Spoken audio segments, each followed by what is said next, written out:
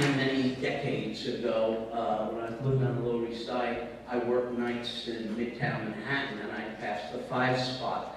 And Thelonious Monk, who had lost his cabaret license, had gotten it back after several years, and was there. He made the cover of Time. It was like a brand new career.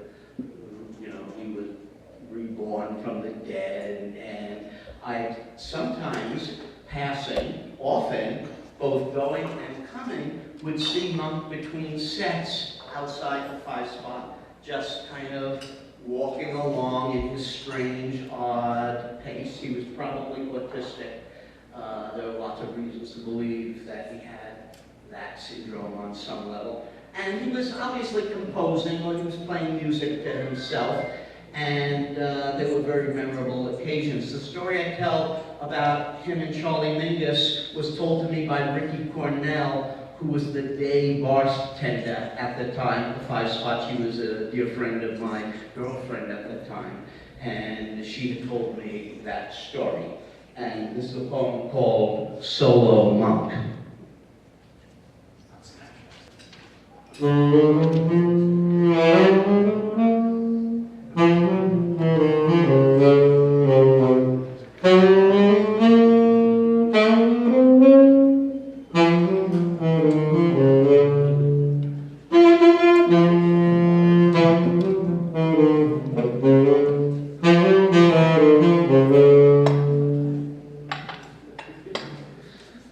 One day, back in the 60s, Monk was sitting at the piano, Charlie Mingus pulling at his coat how Monk should put the word in so the Mingus group could play the 5 spot, seeing how Monk's already legendary gig down there was ending.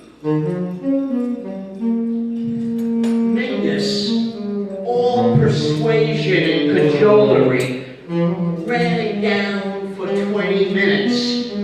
To cap it with the comment, dig it, Thelonious. You know, we black brothers got to stick together.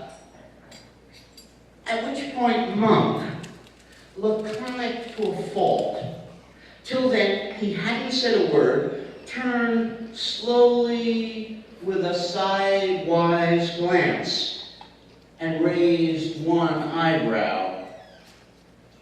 Man, he said, I thought you was Chinese.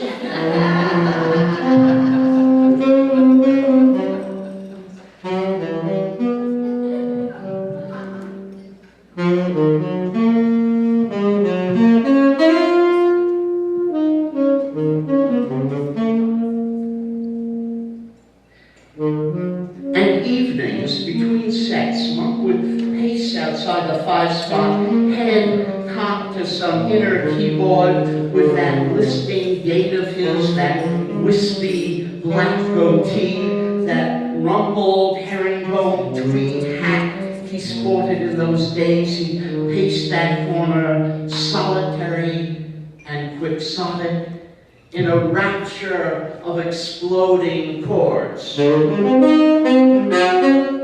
All angular and dissonant and oddly phrased.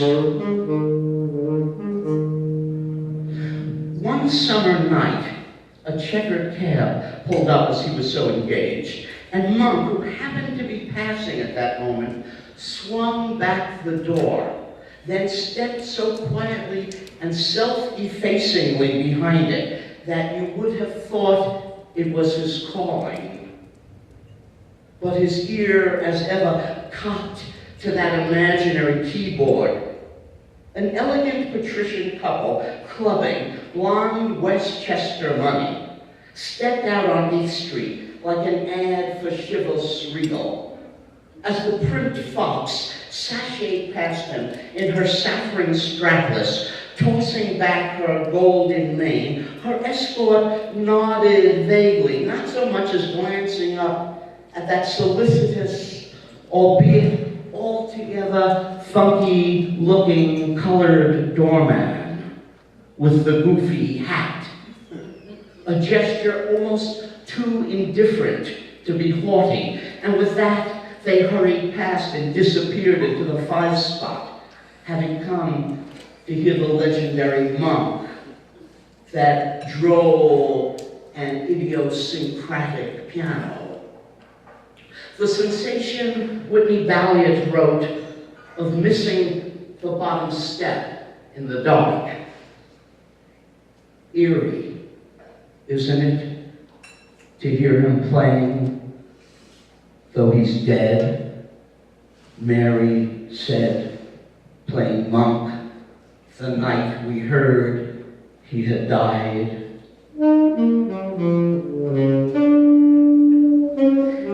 And she lowered the dust cover over the turntable as quietly as Monk had shut the door of that checkered cab, and turning without sign or gesture had gone off, bopping down the street, head cocked as ever to one side and circled by the halo of that rumpled hat, oblivious, preoccupied, lost in the sweet jazz of the night.